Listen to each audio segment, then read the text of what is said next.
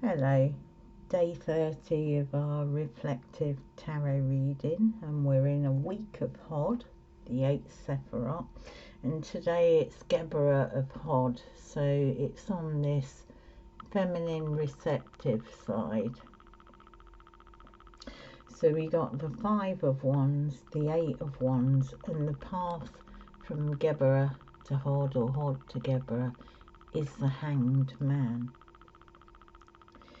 So 5 of Wands, this is clearly like competition, you know, that can be in business, a creative venture, it's quarrelling really, and it's the shadow side of Gevurah. It's that fighting to move beyond limitation. It's often a mindset of a lack of power, you know, there's not enough power to go around, there's not enough resources to go around. Yeah, it's that kind of power. So it actually results from that confusion between, you know, human and divine laws. So we've been in a kind of mindset of lack in terms of our social constructs and scientific constructs of survival of the fittest and competition. Yeah, and then our eight of Wands is our messages, you know, creativity and passion, but it, you know, it can be of passion in speech, in writing, it can be the passion of anger, that sexuality, jealousy, or it can be like that personal development and growth. And then we have the path between Gevurah and Hod, and this is our hangman. He's here and he's opposite to the wheel between Hesed and Netzach. So he is rest. The wheel's movement, he's rest. So he is in, I'm going to use my favourite words again, he's in varying degrees of disillusion. That kind of archetype of the dismembered gods, you know, dismemberment of the gods. But it's union with source, basically. And he's having these experiences of the collective unconsciousness, the archetypal astral plane, you know, where he loses his sense of self. So it's a kind of disillusion of the small self. So we can see this as like the baptism of water, the emotional body transition phase. Baptism of fire, you know, the stripping of our minds, what's lower, primal, passion, perception. Or baptism of air, you know, and dissolving mental concepts and surrender to the realization that your egocentric mind, your small self, just can't work it out. It just can't work it out. We like to think we've got the truth, but actually our minds can't work the whole thing out. When he's released from that suspension, he's liberated, he's enlightened. The personality, the whole process of this is the personality moves from egocentric to soul-centric. So it's the knowledge of the mystery of embodiment. It's a surrender, that hot surrender of the ego to rest and to wait for the illumination of the higher true self, divine spark, essence. So it's sacrifice, not only of the small self, the life is in like a kind of suspension, transition, various stages of transition. So it's a kind of waiting for the soul to emerge. But if you look at him, he's not suffering. He looks quite chilled. He knows he's waiting for illumination of a greater truth.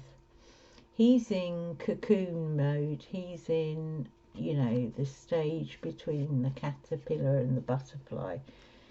He's humbled. He's got humility from the messages he's heard. He's not fighting for his kind of ego truth. Yeah. I wrote a blog on my evolutionary paradigm shift, and it's called The Green Soup Contemplation. I'll leave a link. You might find it interesting.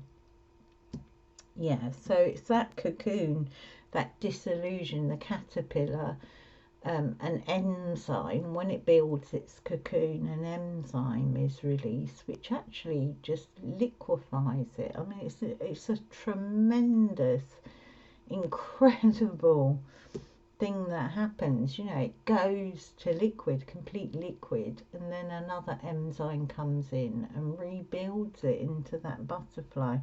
So you can see the hangman is, you know, in various stages of that cocoon. So yeah, the Five of Wands, when we're looking at that in this respect, can be seen as the fighting and quarrelling, like not resting, not waiting. That fighting to assert our truth, our small egoic truth. And the Eight of Wands, you know, then can be seen as the passionate anger to prove your truth, you know. For me, these cards kind of hold or show, they kind of show the feelings we hold for the things we believe in, you know. The imbalance of Gevurah, the 5, and Hod. You know, the harshness and control we try and exert, that's shadow Gevurah. And we try and exert that on others, you know. It stands starkly against the energy from that path of Gevurah of Hod, of the hangman. You know, humility and surrender of Hod. He wants illumination of the truth, you know, real truth, to hear and know the truth within him, not what he's heard outside him. And I was reflecting, you know, this last year during lockdown, I've really kind of looked a lot online, you know, as you're kind of trying to reach out and whatnot. And online, I've noticed you see groups who look like this. You know, they've got a version of the truth and they band together in a kind of echo chamber. They echo their message, passionately kind of attacking anyone or dismissing anyone who holds a different truth or opinion. And often they talk about themselves as truthers, or what do they say? Awoke, unwoke. If you don't know this, if you don't agree with my opinion, you're not woke. Yeah. But what I've been reflecting on this year is any perception or truth can be supported by evidence. That is what appears to be true. Even opposing ones. If you look at two sets, like those who believe, say, 2020 was a hoax, yeah, you know, like an attempt to control the masses, and they can provide ample evidence. I've looked at it. There's ample evidence. And those on the opposite side of the fence who don't believe that, they can provide ample evidence. There's evidence for both sides, and it's not just 2020, there's loads of that.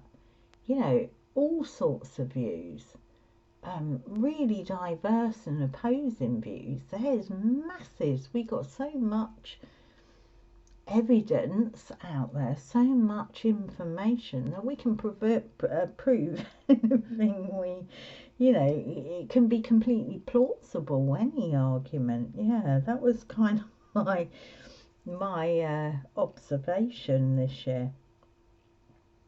But the truth is, when looked at objectively, there's the diversity of Hod. There's diverse views, opinions, concepts, belief, and the only really, I got lost in it. I got really like, oh my God, that looks true, that looks true, that looks true, that looks true. But the only conclusion we can ultimately come to is our own from internally. But there should be a respect, even if your own conclusion is in opposition to others. There should be that respect for the other human beings. They have a right of free will. Whatever your belief is, or whatever you believe to be true, everybody has got the right of free will and follow their own conscious choices and conclusions, and we are supposed to respect that. We may never in our lifetimes have an all-embracing, defining evidence, clear and concise with no doubts. That's the bottom line. Hod is the Sephirot of diversity. We should be kind of celebrating that diverse view and really excited about the creativity of people, that we can kind of have a belief or a concept or an argument that we can evidence and we can argue, and the opposite's true. That's because it is, because the material is made up of polarity, and you'll be able to support this side of the tree or that side of the tree. You'll be able to support hot and cold, even though they stand in opposition. Yeah. So interesting stuff. But the thing is with the hangman, we can if we hold all things, even if they're it's this different holding of the polarities in a heart. If we can do that, it expands and evolves us. We learn discernment, and we're able to have appreciation, like I said, for those diverse views and opinions. So he chose a path of holding, waiting, suspending judgment, understanding that unchallenged perception and passion is kind of limited. The Gevurah, it's limited. It's the illumination of the soul that brings us into knowing. That's what we got to wait for, our truth, not our egocentric perceptions and concepts that we have to fight for. And if you hold any view but you can't put it up to challenge to the opposite view, then I think you have to question where you're at in that sense. If we have to attack others to prove our opinions, then really how deep is our belief? If we truly believe something, know something, you don't need to defend it. It defends itself. That kind of it can stand in the light of challenge from the other side of the fence without taking up this kind of defensive or attack position.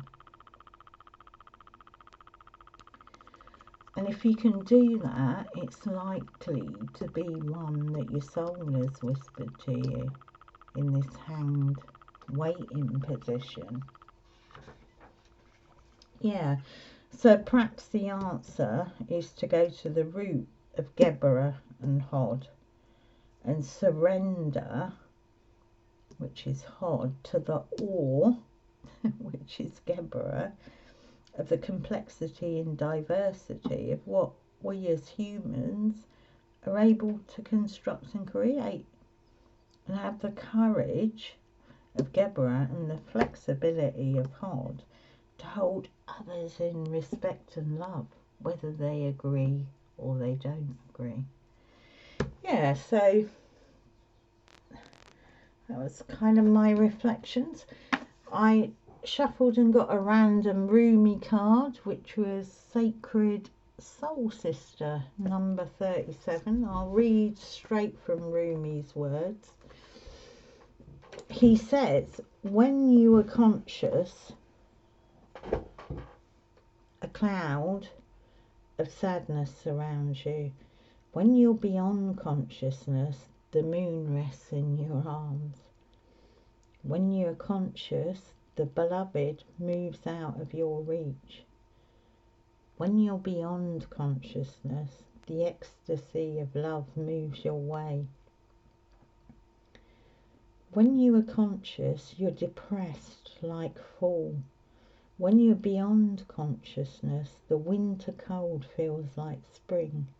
All your wavering is due to your longing to be stable. You know, unstable Gevurah. Look for instability until you become stable. So I think that's saying don't, you know, settle on your truth. If you need to kind of defend that and surround yourself by only people who agree with that truth. He goes on to say, I love you. I am your other self. I am with you always, your partner on this soul journey. I am the you that you do not see. I am the you that speaks through intuition and instinct. I whisper and sing and shout my crazed truth-telling to you. Through your dreams, through your body. I am the you that is wise and trusts in life. That knows I am the you that sees reality rather than appearance. I am the you that knows how to be happy and free. So yeah, interesting card. So wait for illumination. Don't fight. Just, you know, be suspended. Go into disillusion. Keep a clear mind that holds polarities, a heart that holds polarities and opposite views. None of us know everything. And if we need to fight, then from our ego I'm talking about, not fighting for a heart truth, fighting from our ego then. Yeah, I'm going to pull us an element card.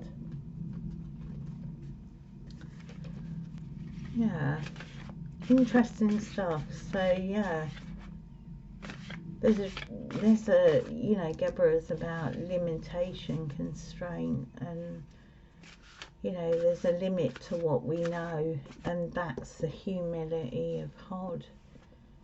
Just accept you don't know it all. You don't need to be ranting on online and being unkind to others to prove your point. You know, accept others' view. You may be wrong.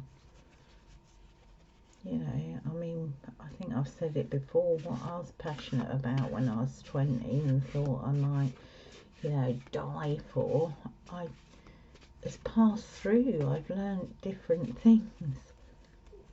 And no doubt what I know now when I'm older will metamorphose.